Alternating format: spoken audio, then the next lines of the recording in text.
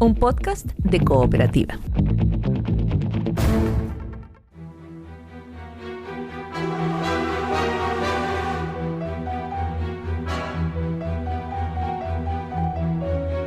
Los animales que nos rodean y circulan sigilosos por nuestra historia, nuestro arte y cultura. Animales espirituales y callejeros, signos de nuestra identidad, en los que podemos leer parte de nuestro pasado y quizás de nuestro futuro. Zodíaco Chileno, un podcast de Cooperativa Podcast, Teatro UC y Núcleo Milenio, Arte, Performatividad y Activismo.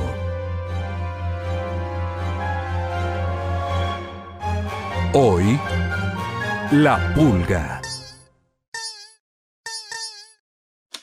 Las pulgas son insectos hematófagos no alados de un tamaño mediano, 1 a 8 milímetros, con el cuerpo aplanado lateralmente, de cabeza muy pequeña, piezas bucales cortas y adaptadas a cortar y succionar sangre, y largas patas, especialmente el par trasero, adaptadas al salto. Características morfológicas que en conjunto las identifica perfectamente de otros grupos de ectoparásitos. Algunas especies de pulgas poseen lo que se denomina los ctenidios, estructuras queratinizadas formadas de fuertes espinas contiguas a modo de peine que puede situarse en el margen ventral de la cabeza, en el margen posterior del protórax, en ambos o no presentarse, lo que resulta un carácter identificador esencial para su clasificación. Ambos sexos se alimentan de sangre, normalmente de vertebrados de sangre caliente, aves y mamíferos, incluido el humano. Salvo pocas especies, son picadores intermitentes, lo que significa que únicamente se localizan sobre el hospedador en el momento de realizar la hemosucción. Tenemos un nuevo episodio de Zodíaco Chileno. La bienvenida es a escuchar y a buscar qué signo de nuestra propia identidad mejor nos identifica. Aquí no se habla de Sagitario o de Leo o de Virgo. Aquí hablamos de pingüinos, de gaviotas, de cóndores y, por supuesto, en este episodio, de la pulga. El Zodíaco Chileno es una presentación del núcleo NMAPA de Teatro UC y Cooperativa Podcast. Y los agradecimientos son para Marco Díaz y Braulio Martínez en las grabaciones. Para la conversación, los apuntes, la historia, están el profesor de literatura Cristiano Paso. Muy buenas tardes. Muy buenas tardes, Paula.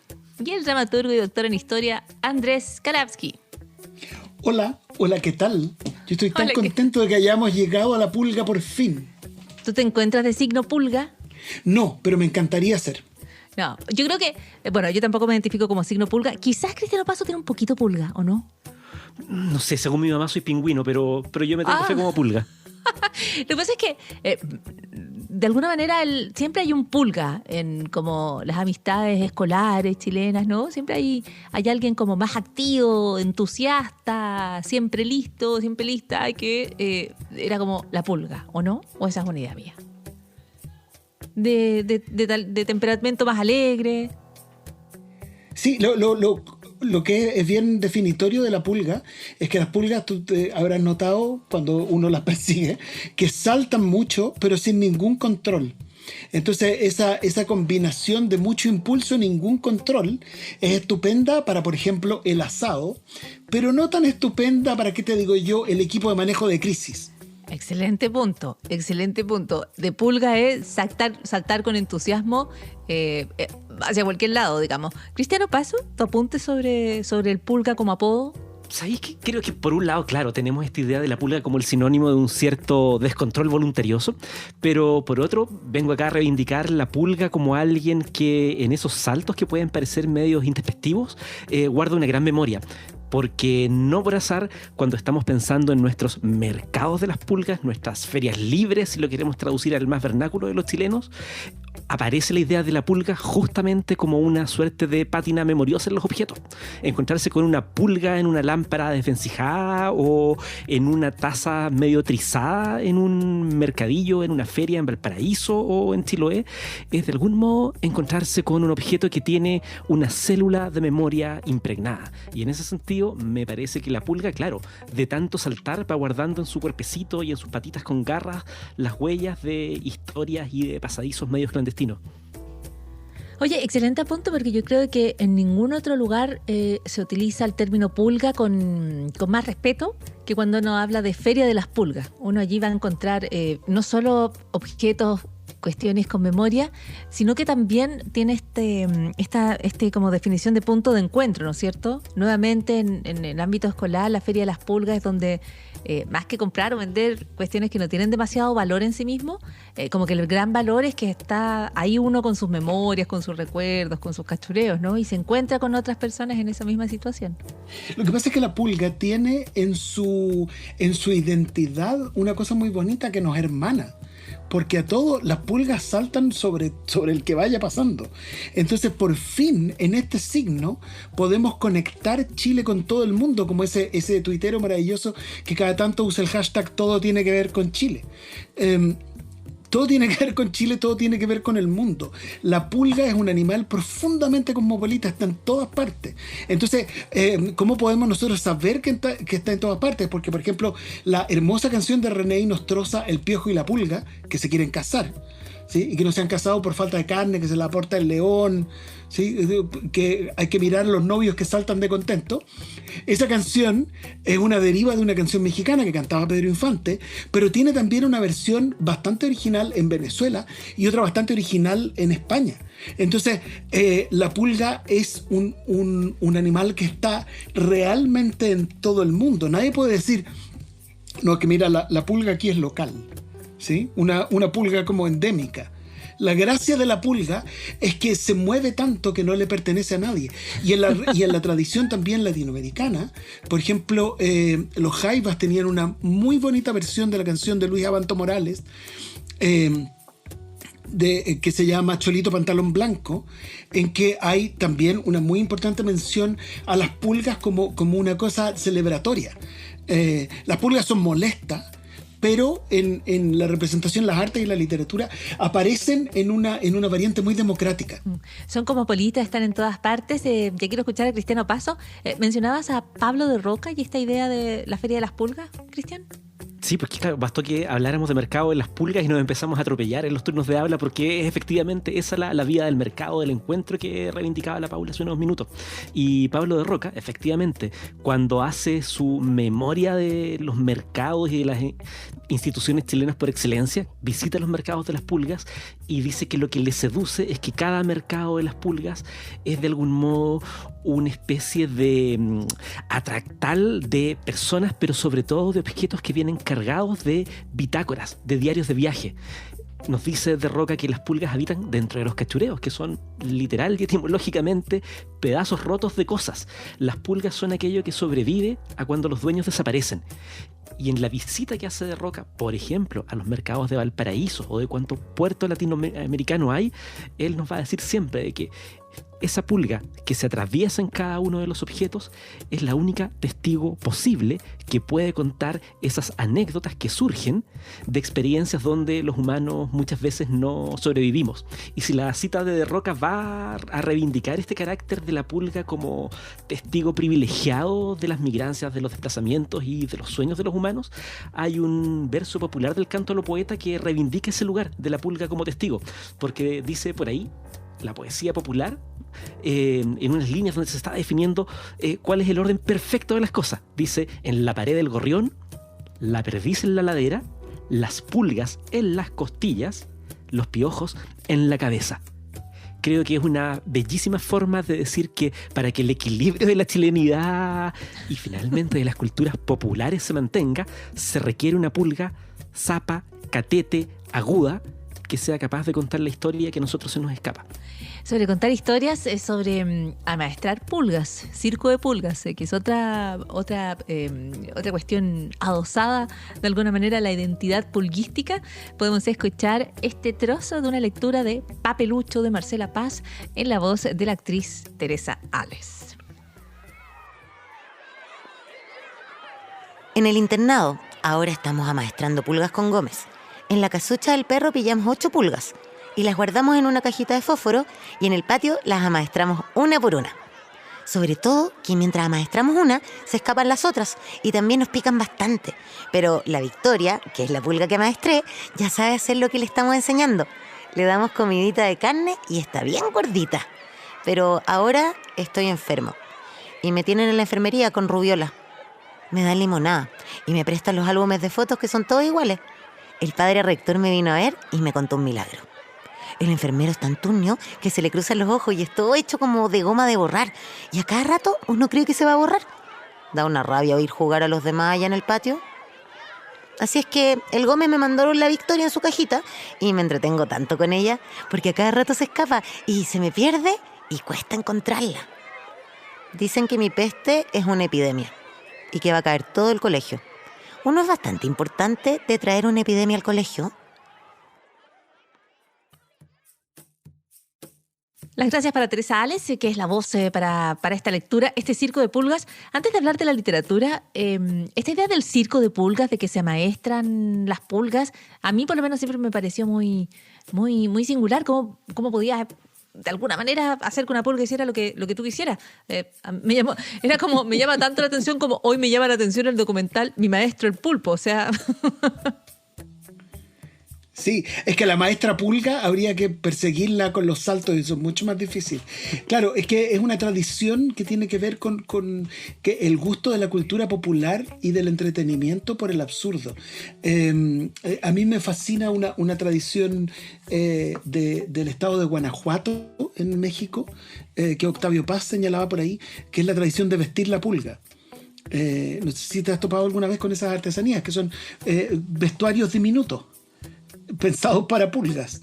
Originalmente eran artesanía de monja, pero ahora son artesanía del que quiera practicarla. Vestir la pulga. Entonces es una actividad que hay que hacer con delicadeza, igual que los circos de pulga, que muchas veces no tienen pulgas, sino otros mecanismos para simular que hay pulgas ahí moviendo esas cosas. Pero tiene que ver con esta fascinación por lo absurdo que nos permite comprender lo cotidiano. Que nos permite mantener la cordura. Oye, estoy viendo los vestidos de pulgas, todo un arte, qué lindo. Es muy bonito. Yo me voy a ir en la volada alegórica de profesor de castellano, así nuevamente.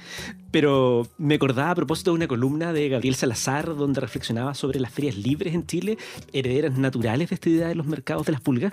Y también podríamos decir que esta idea de administrar las pulgas tiene que ver con una suerte de hábito y talento surgido en el hambre para administrar la pobreza. Porque si con Pablo de Roca en el bloque anterior no veíamos cómo los mercados de las pulgas celebran la memoria de los objetos que guardan esos pequeños organismos que llamamos pulgas, en el presente, en nuestras ferias libres, donde cada día son más largas los puestos de coleros, aquellos que se van plegando por necesidad de subsistencia, lo que se observa no es que los coleros, ¿qué es lo que hacen? Ya no es necesariamente vender cachureos de casa, sino comprar en la calle May, por ejemplo, objetos a bajo dinero.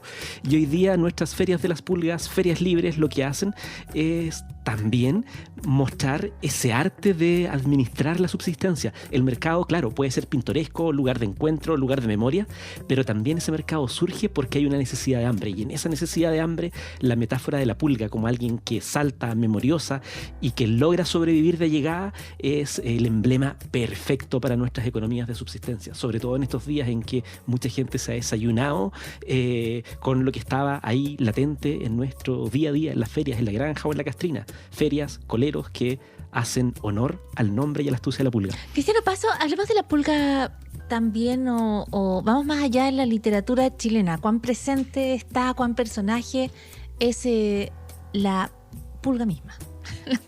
La pulga es un extra predilecto de nuestras letras, pero sobre todo el adjetivo al que ella da origen. En La Viuda Pablaza, un texto clásico y fundacional de nuestro teatro chileno del siglo XX, por ejemplo, una viuda que transgrede el orden patriarcal porque quiere administrar la tierra, pero también sus deseos y su erótica, cae enamorada de su hijastro, un salto del finado Pablaza, como ella lo llama, y lo trata en un momento de ira, de inquina, como guacho pulguiento. Y yo me preguntaba qué diablos quería decir guacho pulguiento, ¿no? Cuando ocupamos esa expresión como sinónimo de rabia. Y uno podría traducirlo a un lenguaje más docto y decir que, claro, que significa parásito hematófago.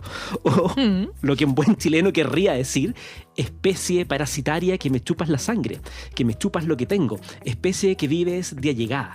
Y esa idea de la pulga como una criatura que se incrusta en nuestro cuerpo para vivir de prestado, sin vivencia propia, como una especie de emblema que designa al que tiene mal vivir, se va repitiendo en ejemplos súper distintos. No sé, pensemos en La Casa de los Espíritus de Isabel Allende, ¿no? Cuando Blanca por ahí, su criada, le dice ya no tienes edad para jugar con ese mocoso pulguiento.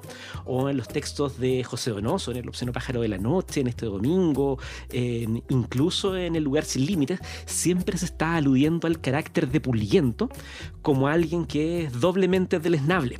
Pulguiento es quien, por tener mal vivir, terminó con su cuerpo colonizado por parásitos que le chupan la sangre, y deleznable también porque el ser pulguiento significa que anduviste en algún mal paso, anduviste errando, y estamos dispuestos a tolerarnos que los objetos deambulen por el mundo y tengan sus marcas de memoria, pero no las personas, entre comillas, decentes. Así que uno podría decir que nuestra pulga en la literatura, en Donoso, en Isabel Allende, es sinónimo de la huella que te deja el haberte salido del carril. No por hacer Violeta Parra, citada ahí por su hermano Nicanor, siempre decía que si había que celebrar el 18 de septiembre y había que celebrar nuestra identidad, había que hacerlo exclamando «Vive el 18 de septiembre!» con pulgas, piojos y liendre, porque finalmente son ellos las pruebas de que hemos estado conectados con nuestra tierra.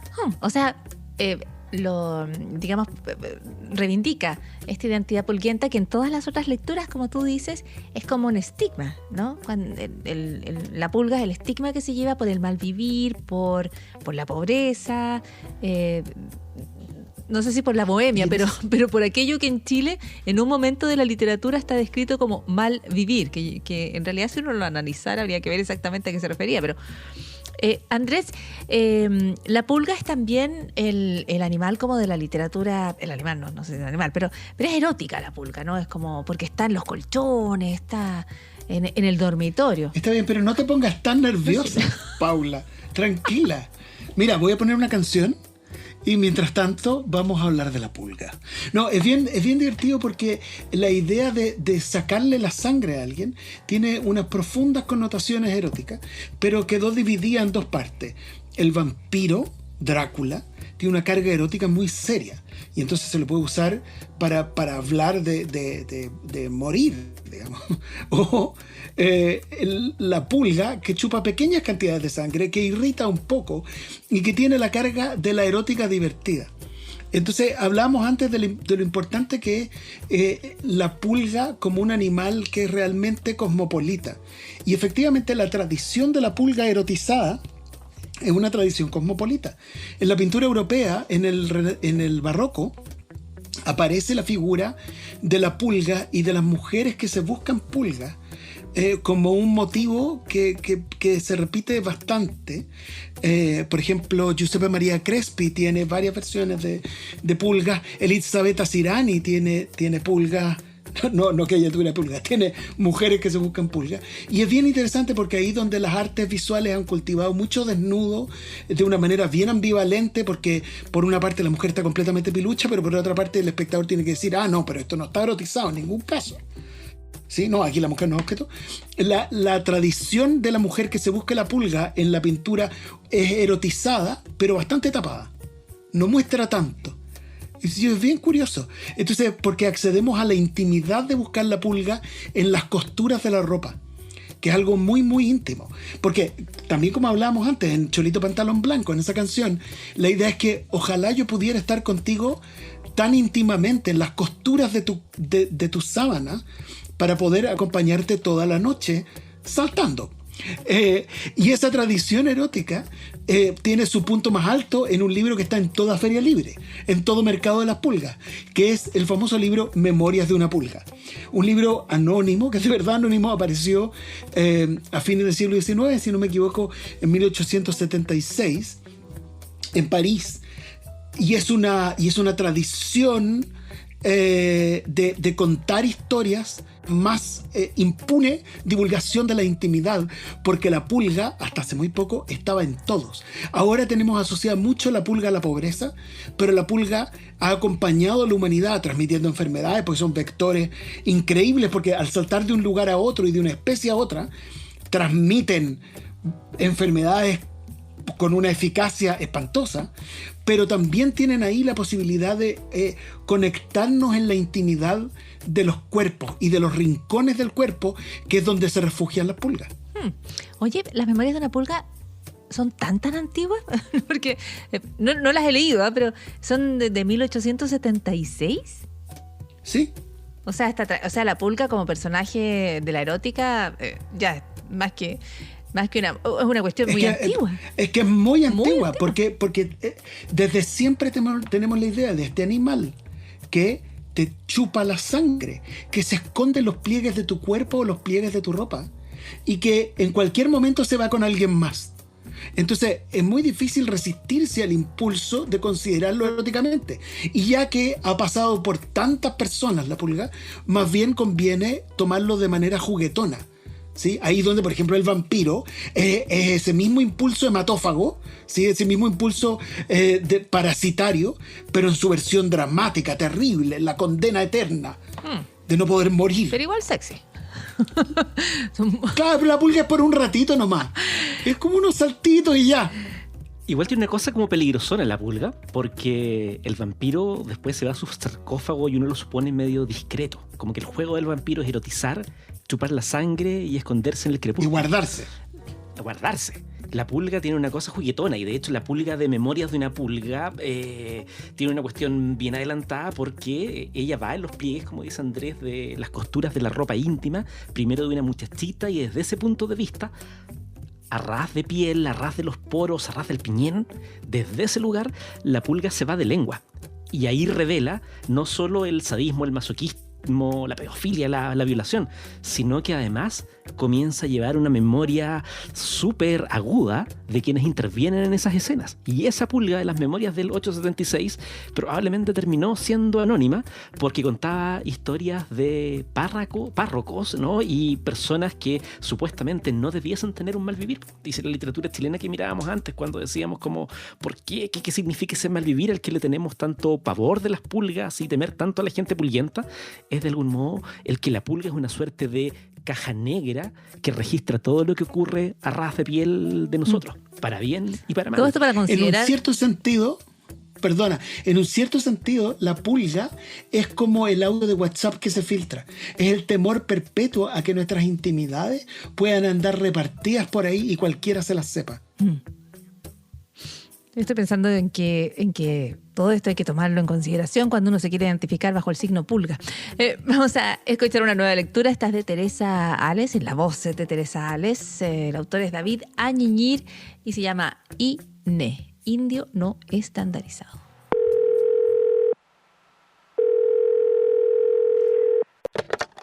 Según el Censo de Población y Vivienda realizado en Chile, usted se considera flojo, hediondo, borracho, piojento, malas pulgas, aborigen, cabeza de palo, incivilizado, canuto, delincuente, precolombino, post-punks rocker, autóctono, folclórico, indígena, indigente, terrorista, quemabosques, exótico, ilícito asociado, camorrero, muerto de hambre, originario, desterrado, natural, salvaje, subversivo, arcaico, mono sapiens, mal vividor, mal moridor, analfabeto, bárbaro, inculto, primitivo, nativo, no nato.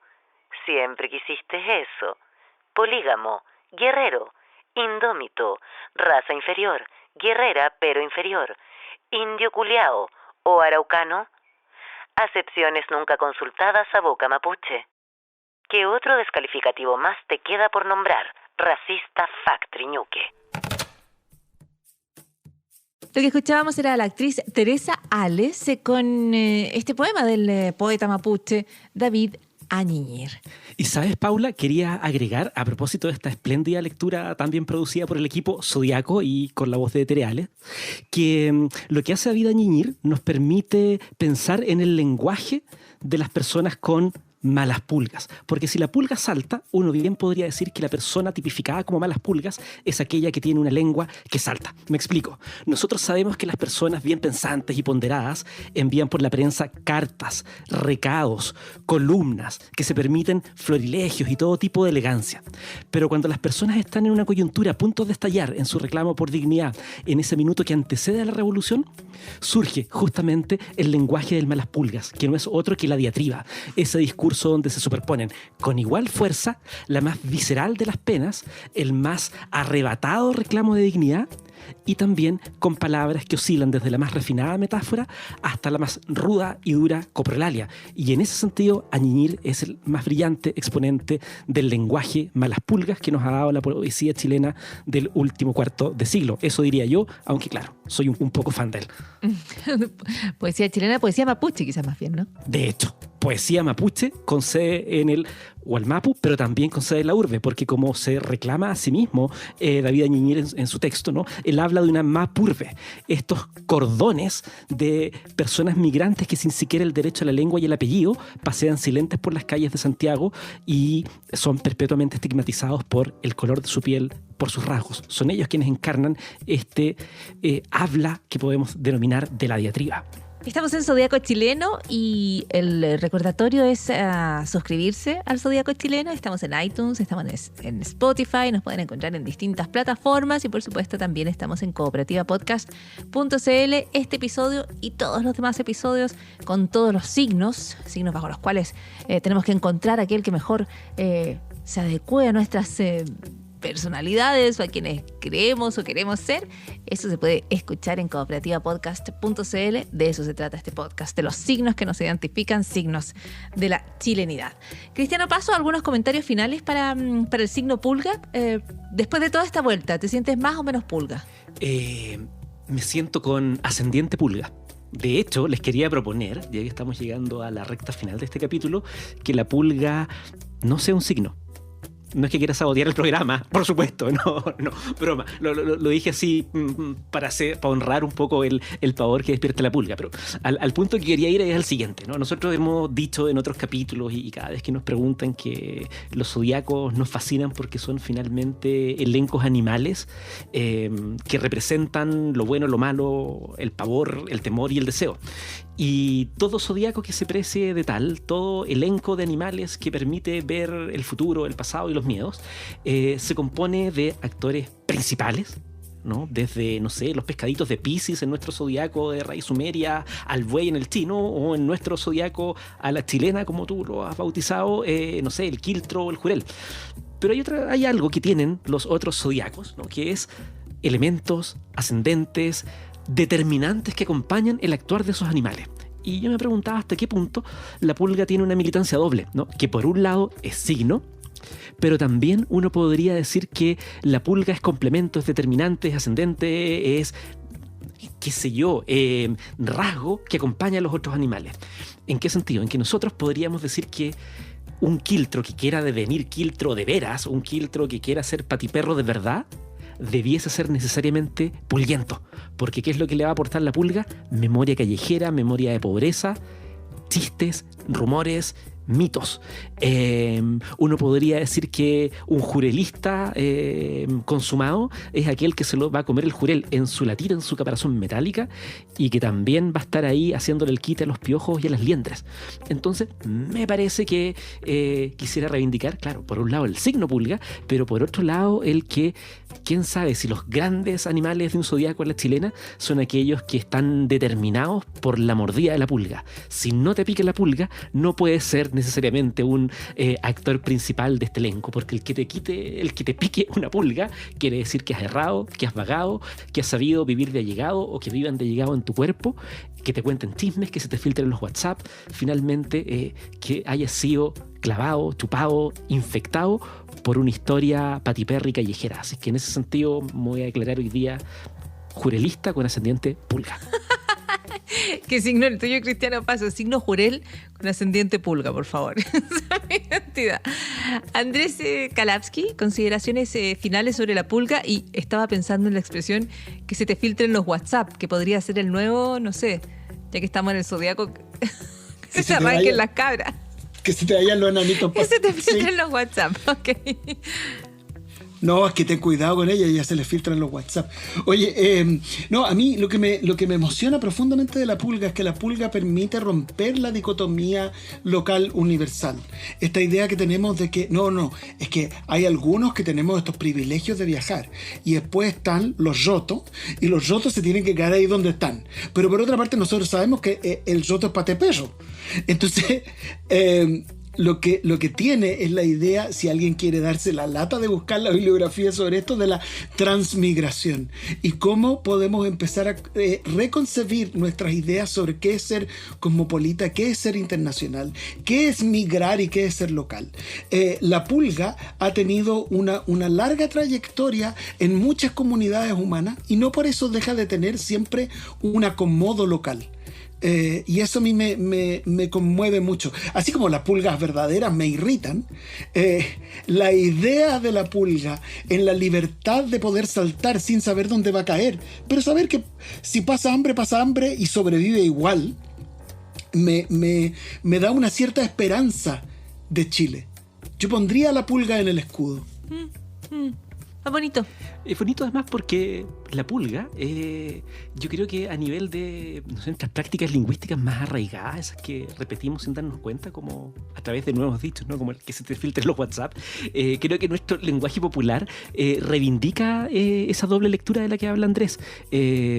Las pulgas pueden ser apropiadas para bien y para mal, pueden significar yin y yang si nos ponemos en un lenguaje más diverso y quizá para algunos kits. ¿En qué sentido? En que, no sé, pues tenemos expresiones populares, desde buenas pulgas a malas pulgas. Sí. Podemos tener, no sé, ojo de pulga, hacer un saco de pulga.